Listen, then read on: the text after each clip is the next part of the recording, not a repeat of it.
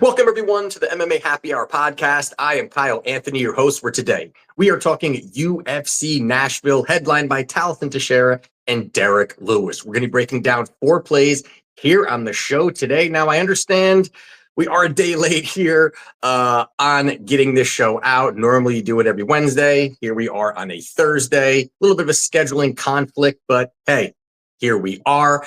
And last week we had, 4th of July weekend. It was nice just to be able to relax, got to the beach, pool. Hope you guys enjoyed yours as well. And it was nice to kind of recalibrate the mind a little bit, refocus, and get locked in for the second half of 2025. Now, if you want to become a client, link down in the description.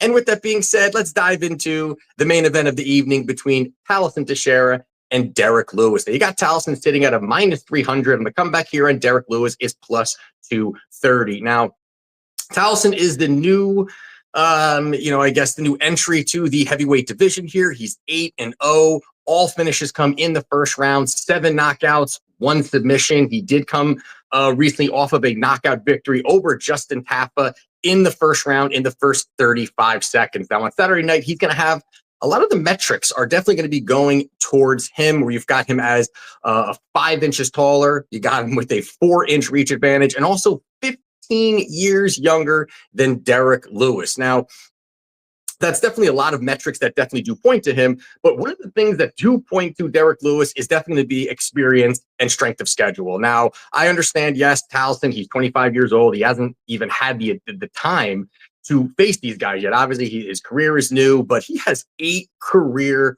fights in mixed martial arts, where Derek Lewis has 40. And Derek Lewis has definitely fought at the elite level for an extremely, extremely long time, fighting guys like Sergey Pavlovich, Cyril Gane, Daniel Cormier, Jailton Almeida, and many, many more. Now, in this fight on Saturday, Talison is taking a massive step up in competition, and you've got Derek Lewis taking a big step down in competition level here. Now you're looking at Teixeira. He's sitting as a 3-1 favorite, which I think is kind of wide here. I understand, yes, Derek Lewis is 40 years old, but 40 at heavyweight is not ancient. It's definitely heading towards the end of your career, but it's not ancient. And you also got to add in the fact that this is a heavyweight fight, but this is a heavyweight fight where you got 2 guys that are big time brawlers, that are knockout artists. You got the one guy with the most knockouts in UFC history in Derek Lewis.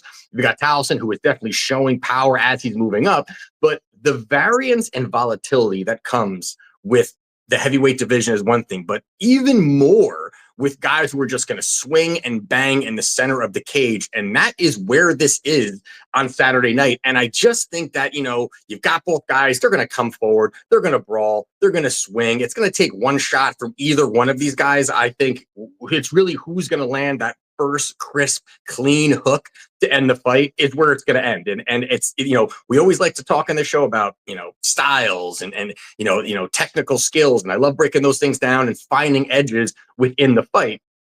But this is one where, I think that the line is kind of indicating where I want to go with this. And, you also look at the fact that, you got Talison, who is also a guy that can be hittable. You know what I mean? And he's a guy that, yes, he's knocked these guys out in the first round, but also he's been hit pretty clean by some very low-level guys that do not have the power of Derek Lewis. And that also is going to be an interesting point here where, very much we've seen Talison, he's very tunnel vision. He's going to come forward. He's going to look to throw the big shot. He's not going to look to really be defensively aware. And I think that's really going to be interesting to see if he just kind of moves forward and just lets Lewis, not lets him, but allows him to kind of counter these big shots if he's not going to be defensively aware. Plus, he has the tall man defense where he's got his hands down, leans back. We've seen Derek Lewis explode forward with multiple big hooks. And he could land those. So, I mean, there's a lot of opportunity there for Derek Lewis to find that kill shot. And I don't want to, say that Derek Lewis is going to turn into a Nurmagomedov, but we have seen Derek shoot for takedowns. We saw it against Tuivasa. Yeah, Tuivasa it was. We also saw him most recently. He went out there and got a takedown as well. So we've seen him do that. And I think there could be opportunities for that. But in a fight that both these guys are going to swing, that this fight will probably end within the first round and a half, I do think that whoever lands that kill shot, now you're looking at a guy, I can't see paying up for Talison at this spot. I can understand maybe you're going to do the knockout, which could be, an angle there. But I like Derek Lewis here. I think that Derek Lewis has the experience. I think he's got the power. I think he's got the ability to, throw that big shot, march forward. And I'm not that big on Talison yet. He's 25 years old. I think in a year or two, or he can start to really be something in the division. But I think this is too much, too soon. I'm taking Derek Lewis to get the job done in the main event. Next one here we're going to talk about is going to be Chris Curtis versus Max Griffin. We've got Curtis sitting at minus 330 on the comeback here. We got Max at plus 240. So we've got Chris Curtis, and Chris Curtis has moved down to 170 pounds. He's going to be moving down to that on Saturday. It's the first time that he's done that in 6 years. Now, when he moved over from the UFC, outside the UFC to the UFC, he came in on short notice, and it was up a weight class. It's an opportunity for him to go into the UFC. He decides to take it. He decides to, stay in the division. He was knocking guys out. He was finding some success there and just decided to stay at 185. And now he's coming back down to 170. And I do think that's going to be, a good move for him. I do think, even late in his career, it's not the best move. I don't always like seeing that. But I do think since he has fought in that division prior, I do think that it's going to be a good move for him. Now, one of his best weapons here is going to be his volume. Curtis is a guy that really pushes out an absurdly high volume, and he's been very consistent with it throughout his career. He's got fantastic boxing. His counters are very well. Even if a guy's going to be very aggressive with him, he's very good at finding those counters, working very well behind his boxing, good footwork. And I think he can mix it up very well. And we've seen him do that. He's a guy that doesn't even have a takedown, in the UFC. So he's not going to be a guy that you're going to look for takedowns. Now you've got, Max Griffin on the other side, where, Max, he's another guy who's a boxer. And I think that fits in very well for Chris Curtis because that's the kind of fight he wants. He wants a boxing match. That's pretty much how he starts to excel. I think he prefers that kind of fight and that type of matchup here. And the big thing here about Max is that he's very low volume. He's the complete opposite of what Chris Curtis is, where we have seen it consistent, where he just doesn't let his hands go. He's going to pressure. He's going to move forward. He's going to get in Curtis's face, but he doesn't let his hands go. And we've seen it multiple times where he can look, be defensively aware, but just not let his hands go. Now, we have seen it clearly in the stats of how wide of the gap is between these guys about, their activity in the cage. And, the last 3 fights for Max, on significant strikes landed over his last 3 fights, he's landed 10, 26, and 36. And those are 3-rounders. Now, Curtis, his last 3 fights was 140, 142, and 140 and 124. One of those fights was a 5-round fight, but either way, he's still landing in 3 rounds, 140, 124 strikes. That is absurdly high compared to Max Griffin. And that's where I think I'm going with this here. I think that Max can really Curtis can really outpoint Max, outland him, outbox him. And I think he's going to find a lot of opportunity to do that over the 3 rounds. I think that Max, just doesn't let his hands go, and Curtis can pick up round after round. Plus, Max is a decision machine. Whether he wins or whether he loses, he is a decision machine. Out of his last 15 fights, 12 went to a decision. And then out of his 12 career losses, 9 went to the decision. So this is a guy that does go to the decision a lot. He does go to it often. Yes, recently he was just, submitted by Chiesa, but that was a submission here. I don't think he's going to get knocked out by Chris Curtis. So getting off the minus 330 number, you can get Curtis by points sitting around minus 110. I think that's a very strong number here. I think there's a high probability that this goes to the scorecards. And I think Curtis, with his volume, with his boxing, gets the job done on the points. So I am going Chris Curtis by points to get the job done. Next one here we're going to talk about is going to be Morgan Charrier. He is minus 295. In the comeback here, we got Nate Lanfear. He is plus 240. Now, this is going to be, I think, a very fun fight to watch. I think there's going to be a lot of excitement in this fight. Plus, you've got Nate, who is the hometown guy. He's the guy that's the hometown guy. It's going to be, he's going to put on a show for the fans. And I think the fans will definitely be there and big time support of him. Now, you've got Morgan, who is, a good striker, very technical, fast developing combinations, good footwork, a lot of things that he does do well there. He's going to be more athletic, definitely, than Nate.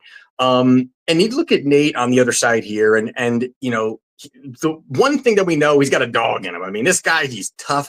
He's durable. He's going to move forward. He's willing to brawl. And he's just going to, he's going to mix it up as much as he can. And one thing I do like that both these guys do is there's going to be some wrestling exchanges as well. And that's kind of where I look at this fight and where I want to go with this play here is that I do think this fight has some legs to get to the decision as well. And, one of the things that you look at is the fact that I think the mix between Morgan's very low volume output and Nate's very high durability and toughness, I think makes this fight go far. I think this makes this fight kind of have the opportunity to get to the over here. And, again, Morgan's going to have the technical skills. He's going to be able to, look cleaner on the outside. And you got, Nate, who's going to be more the brawler, swing wild. But both these guys do wrestle. I think that there's going to be some wrestling exchanges to kind of slow this down a little bit. And again, if, Nate may get clipped on a couple things or, Nate may land something nice on Morgan, but then I think he's going to dive at legs. I don't really see a finish really materializing here. You've seen even Nate.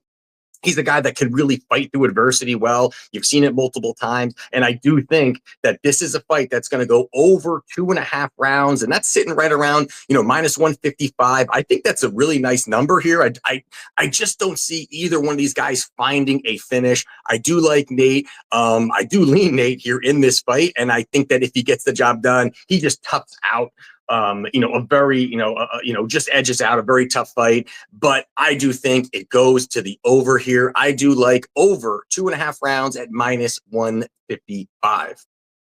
And the last one here we're going to quickly go over is going to be Eduarda Mora. She is minus 625. On the comeback here, you got Lauren Murphy. She is plus 420. Now, again, I'm not going to really dive too, I'm kind of going through these pretty quick today.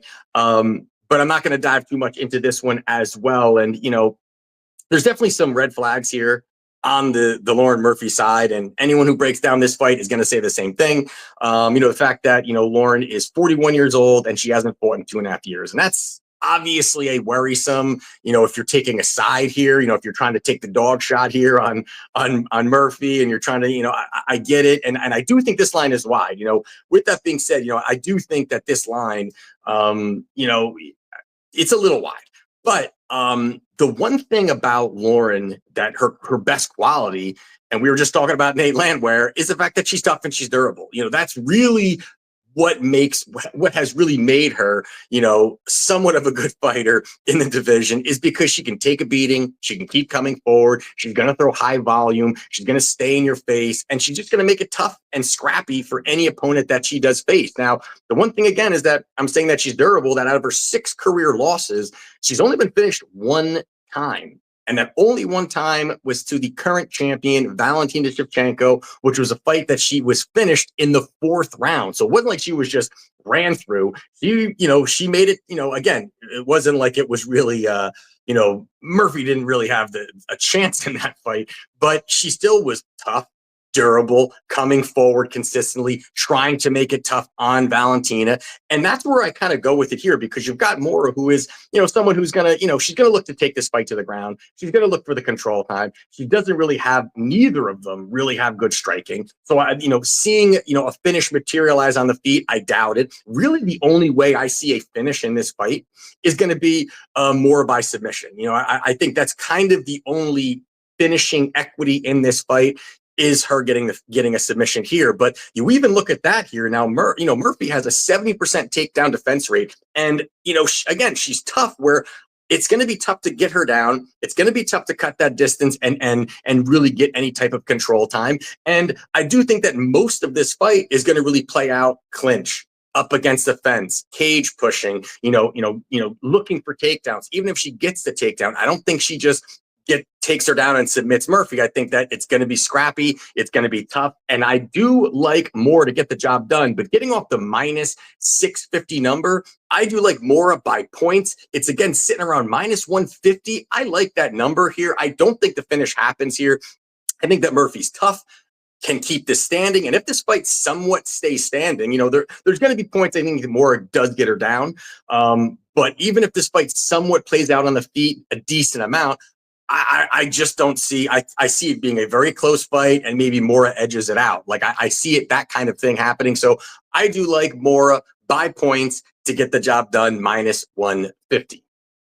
So there you have it for my plays for UFC Nashville. If you want to become a client, link down in the description. And we have 7 straight UFC events coming up. It was nice having a little, week off last week. Enjoyed the holiday season there.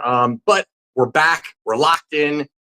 I'm fucking ready to get some cashing going on here. So, and also we keep hitting the hero parlay. We've hit it like out of the last 6 weeks. We've hit it like 3 times. It's been pretty absurd hitting those. So check that out. I post those every Saturday on my Twitter at Kyle Anthony UFC. So with that said, got a lot of cashing to do. Let's get the job done. See you next week, and let's cash.